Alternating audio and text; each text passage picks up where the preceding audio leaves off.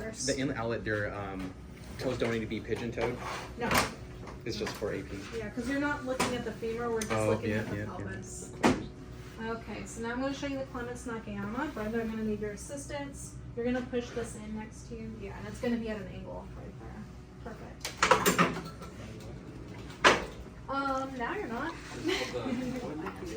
This is the Clements-Nakayama. So you're going to be putting this at a 15-degree angle towards the patient's posterior. Okay? And then you're going to match your tube to your plate. And you're going to be going right through the femoral neck. Okay? This is a lateral hip. Okay? What would be the purpose of this projection versus the one where you turn? So this patient is not going to be able to move their leg because it's a fracture. Okay. So you can do it this way. You have to be careful about, blankets and things. It might lift your plate up. So if your patient can't push it down, you might need a nurse to help hold it, or you need to build up your patient so that make sure that they're on the cassette. Okay. Then would you want her not to sleep with Yeah, you would turn. Yeah, it doesn't. Yeah. Is this a common projection? Yes. Done? Okay. So you'll see a lot of techs do this instead of the Danelius Miller, even though the Danelius Miller is better for doctors. Got it. Because what this lateral is showing the doctors is the displacement of the femur. So this is, it's fracture, Right. and now you're seeing how displaced the fracture is. Okay. And where would you say the CR is? I do it right at the crease, right where the groin is, because that's where your femoral neck is going to be. But it's supposed to go through the femoral neck. This is And the then- hip lateral? And this is 15. Yes. And you're going to want to use a grid because you are going to be using a higher technique for these. For this one, not as high as your Danelius Miller, but it's still up there. I would probably be doing it at 80 kVp, even with the newer equipment, because you need to be able to penetrate. Okay. I'm going to show you guys a Danelius Miller. There's going to be no angulation, just for your tube to match the plate. So now we're going to take the angle off. You're going to be, hold it right there. Thank you, Brenda. So even though, it's not angled, the plate is rotated a little bit, just so you guys know. The reason being is because the tube is going to have to be at an angle in order to get the femur. And I'll show you guys what that looks like. Brenda, can you lift your right leg up? And then you're going to put your calf right in there. Perfect. I think I've seen this on the north side. Yeah, so I'm going to have to throw a bit more of an angle on here.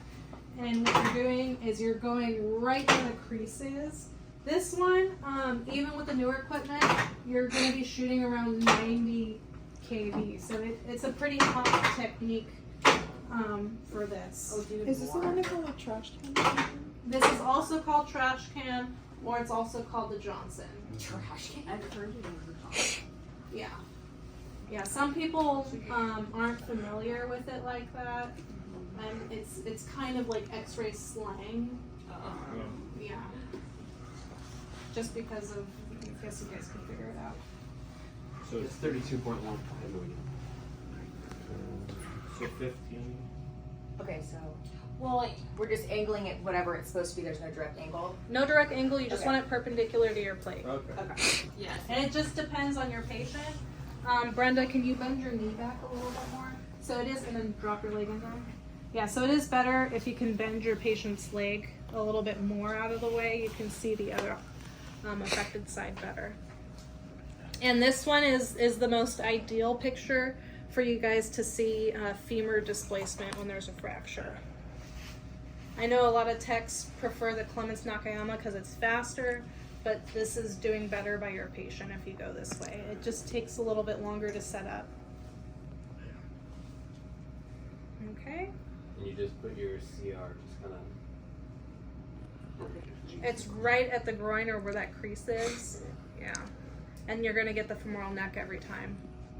You just have to be careful to not collimate too tight sideways, because if I try to do really tight collimation, then you're most definitely gonna clip the femoral head and where it articulates in the acetabulum. You absolutely need to see the entire joint space. Okay. And just to be sure, the SID is like more forgiving on this one, right? Yeah, I'll be forgiving with the SID on this one. Is this on a practicum? Yes. Yeah. So that's a practice. Yeah. So do we not have to worry about the bar blocking the way for the foot stand? I mean, if you really want to do good, you just bring it a little closer and then collimate a little bit. So this is a better setup, to be honest. Or we can just like push back the little thing. Yeah, you can also push it more towards their ankle. Yeah. The marker you would put. I would go to the top portion of the thigh. Whatever you do not put it down lower, Yeah. because then you risk it being in the anatomy. So we want the marker like here. You can see the shadow. Always Oh, put it on yeah. the plate. Don't ever put it on your patient. Okay. Because the other thing is there would be really bad magnification. So there's more likely that it would be in the anatomy. Yeah. Yeah. And you can see a faint shadow right here. I would just stick the marker right there. For the faint shadow. Yeah. Right here. Oh, down below that. Or Like just in, below, like in the right shadow. Uh-huh. Okay.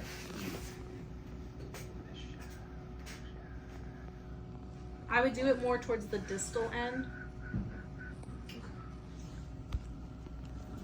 Okay. And that's all I have for you guys today. One thing I do want to comment on, so in the past there used to be ovary shields for females. However, they really didn't do anything other than get in the way.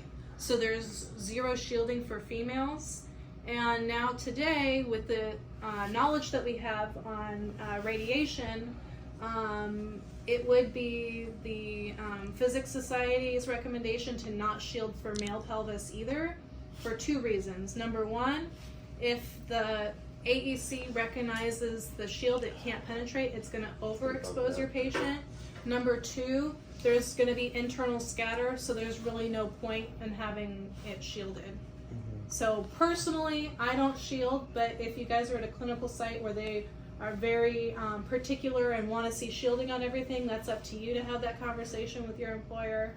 But I know you guys probably won't want to test the waters too much when you're new. I test everybody, so I'm a little different that way. So which ones out of all of these, the last ones you showed us that on the front side are going to be on the practice? Yes. So I could put a P next to it. Which, all of them? Yeah, all of them. All of the ones you just showed us are? Okay. Yes.